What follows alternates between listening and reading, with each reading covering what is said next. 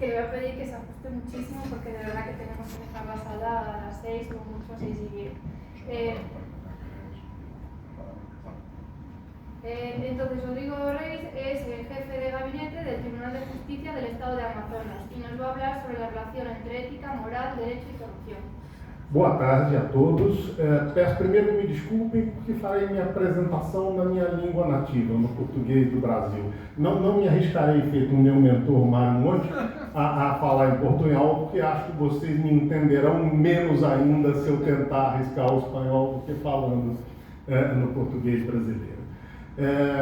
Quero agradecer e agradeço ao professor Javier pelo convite para estar aqui, ao professor Lúcio, que está escondido em algum lugar, que foi um excelente anfitrião, está escondidinho em algum lugar, está ali fora.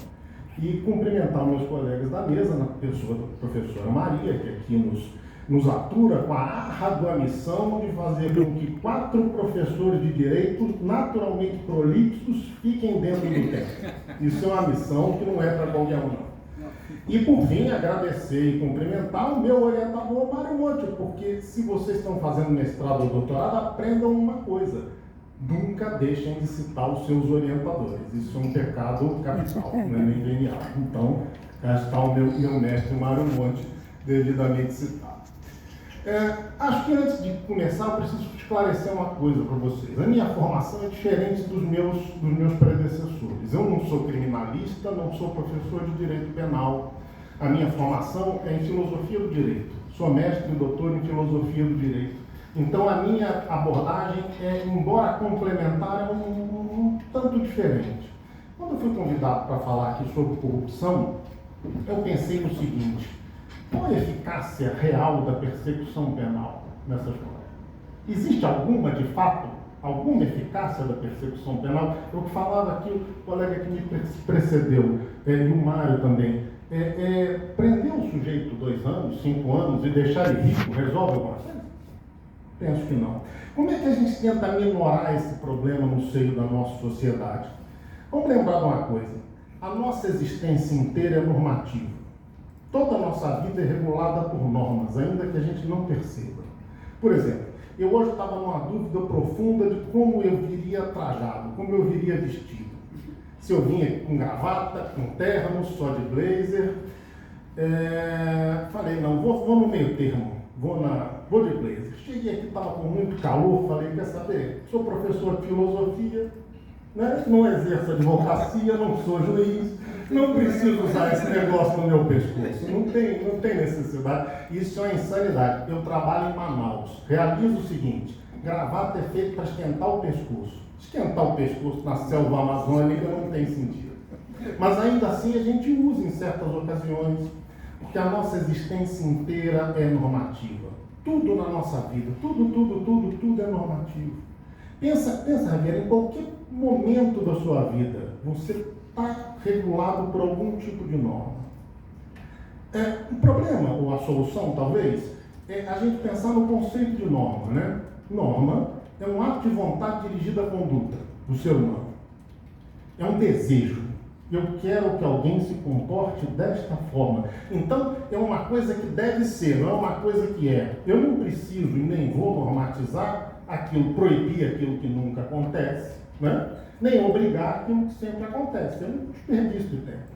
Então, toda norma tem dentro dela um desejo. E toda norma tem a assunção, quer dizer, uma sociedade, quando edita uma norma, assume que aquela prática acontece no seu seio. Então, você que é constitucionalista, Beth, a nossa Constituição tem escrito lá a proibição da tortura, não tem? E só está lá porque tem tortura no Brasil. Se não tivesse tortura, não precisava proibir. A gente só precisa cuidar da corrupção porque a corrupção existe. Se ela não existisse, a gente não precisava tratar dela, né? Então, no fim das contas, toda norma é expressão de um desejo do grupo social. O grupo social quer que o grupo, que tem todos os membros se comportem dessa ou daquela forma. Nada mais do que isso. Então, eu gostaria muito de viver num dia em que a gente não precisasse proibir a tortura, que a gente não precisasse garantir a igualdade de direitos e deveres, que a gente não tivesse nem garantias fundamentais escritas na Constituição, porque elas seriam desnecessárias. Mas, infelizmente, não é isso que acontece, né? Pensando especificamente no direito penal, e os meus colegas fiquem à vontade para puxar a minha orelha e me corrigir se for o caso. Para que serve o direito penal? O direito penal ele serve para punir alguém que ousou descumprir a norma? Serve para vingar a vítima? Acho que não, né? Na verdade, o direito penal ele tem por objetivo a conformação de condutas. Eu não puno pessoas, eu puno condutas para conformar aquelas condutas no seio da sociedade. Né? A punição do agente é um mal necessário, um efeito colateral que, se a gente pudesse até não ter, seria melhor. Se a gente conseguisse punir a conduta sem punir o agente, seria sensacional. Como é que a gente pode tentar moldar essas condutas na sociedade? Vamos dividir as normas sociais didaticamente, essa divisão é artificial, como toda divisão, toda classificação é artificial, né? A gente classifica as coisas de acordo com semelhanças e diferenças, nenhuma classificação é certa ou errada, toda classificação é útil ou inútil.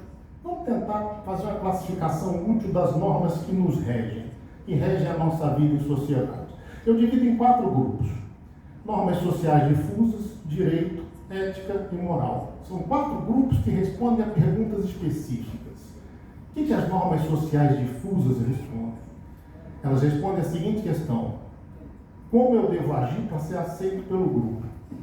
Todos nós pertencemos a vários grupos dentro de um mesmo grande grupo social. Cada um desses grupos tem normas não escritas, normas veladas, e o seu pertencimento a esse grupo dependerá do seu conhecimento dessas normas e da sua adequação a elas. Vamos pensar num exemplo bem corriqueiro, bem tranquilo. Todos nós temos pelo menos 2 grupos, um grupo da família e um do trabalho, no mínimo, né? Esses grupos têm, por vezes, normas que são conflitantes. Você já pensou que, se você seguir todas as normas do grupo do trabalho, você infringe a maioria das do grupo da família e vice-versa? Não tem jeito. Não tem jeito de você ser absolutamente normal. Normal é aquele cara que segue as normas. Não há como você seguir todas as normas de todos os grupos a que você pertence. Todos nós, em alguma medida, e isso é um pesadelo dos criminalistas, somos de alguma forma desviantes. Todos nós, de alguma forma, somos infratores. Eu estou infringindo uma norma aqui sem gravata, tá? Uma vez arregaçada do meu colega aqui ao lado também. O Mário infringiu a norma do horário na professora, nossa chefe, diretora aqui. Infringiu o que eu vi. Não adianta negar, não. Não tem jeito. Nós sempre seremos infratores de alguma forma. Então, essas são as normas sociais que a gente chama de normas sociais difusas, que vão dar o ethos de cada grupo social, vão dar aquilo que a sociologia chama de fundamento comum, a história chama de linha de longa duração e a psicanálise chama de inconsciente coletivo. A gente vai tentar fazer o possível para ser aceito pelo grupo e vamos tentar fazer o possível para nos equilibrar dentro dessas diversas normas, infringindo algumas de cada grupo para tramitar ali, ou transitar naqueles vários subgrupos que a gente vive. Em seguida, a gente tem o direito. O direito responde a uma questão mais séria. Quais as consequências institucionais dos meus atos? Todo grupo social tem certos valores que ele considera extremamente importantes e pune o desrespeito aos preceitos normativos com uma sanção institucionalmente aplicável. O direito tem que responder previamente. O que é a segurança jurídica? Eu saber previamente quais são as consequências institucionais dos meus atos. É essa regra, ou esse é o conjunto de normas, é a pergunta que o direito vai tentar responder. Isso geralmente está positivado nos códigos penais. Outra coisa bacana da gente pensar a respeito do direito penal, que eu sempre falo com meus alunos de sociologia, de filosofia, é que o direito penal, na verdade, ele não cria condutas, ele não criminaliza condutas. Na verdade, ele limita o poder punitivo do Estado. Ele diz assim: olha, Estado, você só vai poder punir nessas circunstâncias. Saiu daqui, não pode. Com isso, a gente conforma as condutas do jeito que a gente falava aqui no início. Vamos passar para o seguinte, vamos dar uma olhada na ética. A ética busca responder a seguinte pergunta: o que eu devo fazer? O que eu devo fazer se ninguém souber que eu fiz? Por exemplo, Lúcio, que está ali fora escondido atrás da porta. Se você tivesse total certeza da impunidade total certeza da impunidade, o que você faria? Ninguém vai saber jamais que você fez. Você matava alguém, você roubava um banco? Não me responda, eu não quero saber. Jogava você é casado, você empurrava sua sogra da escada? Eu não me responde, não me responde que eu sei que é mentira. Esse você está jogando para a plateia. A moral, ela responde essa pergunta intimamente. A moral responde assim, o que eu devo fazer? Não é o que todo mundo deve fazer, o que eu devo fazer. O conjunto de respostas a essa questão forma a minha moralidade. Por fim, a gente vai ter a ética. A ética busca responder a outro tipo de questão, que é assim, em que mundo eu quero viver? Qual é o mundo que eu desejo viver? Que mundo que eu quero viver? Eu quero viver num mundo com violência, sem violência? Eu quero viver num mundo com corrupção, sem corrupção? Com serviço público, sem serviço público? Qual é o mundo que a gente quer viver, gente? O grande problema que a gente vê hoje no Ocidente e no Brasil com força é a desconexão entre essas duas perguntas. Você precisa entender, as pessoas precisam entender, que elas só vão conseguir viver no mundo, o mundo que elas vão viver está condicionado ao que elas devem fazer. Veja, existe uma coisa que a gente chama de princípio da mediocridade, somos todos iguais. Aquilo que eu tenho potencial de fazer, vocês também têm, vocês todos têm. Então eu não posso dizer que eu quero viver num mundo sem corrupção, sendo corrupto. Eu não posso dizer que eu quero viver num mundo sem violência, sendo violento. E assim sucessivamente. Essas duas questões das normas éticas e morais estão intrinsecamente ligadas. Eu vou construir o mundo que eu quero viver de acordo com aquilo que eu acho que eu devo fazer. A minha ação ela tem que servir, como diria Kant, de parâmetro universal. Se todo mundo agir desse jeito, esse mundo vai ser legal de viver? A pergunta que eu tenho que fazer é essa. Né? Não há como ser de outro jeito. Não funciona de outra forma, não tem jeito. Bom, vamos agora lá para a nossa corrupção, que é o tema que nos interessa. Como é que a gente pode definir corrupção? Vamos pegar uma definição bem simples de corrupção. Corrupção seria o uso de um poder delegado para benefício próprio.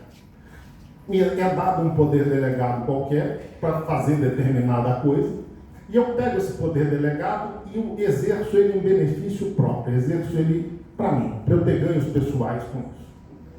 O conceito de corrupção e todos os valores da nossa sociedade, eles evoluem com o tempo.